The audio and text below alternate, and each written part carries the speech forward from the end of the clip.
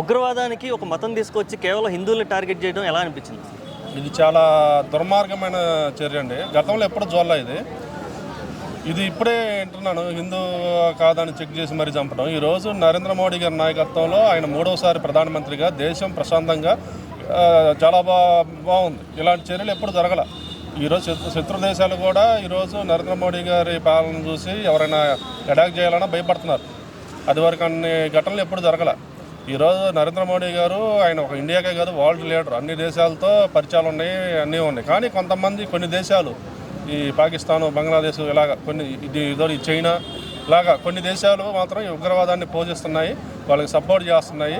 ఏదైనా కానీ దీనికి సంబంధించిన వాళ్ళని త్వరగా దీనికి సంబంధించిన వాళ్ళని పట్టుకొని ఎన్కౌంటర్ చేయాలి. అలాగే వీళ్ళని ఉసుగొలిపే ఏ దేశం అయితే ఉంది ఆ దేశం ఇప్పటి నుంచి మాకు శత్రు దేశంతో సమానం. వాళ్ళు కూడా దీనికి తగిన మూల్యం చెల్లించుకుంటారు.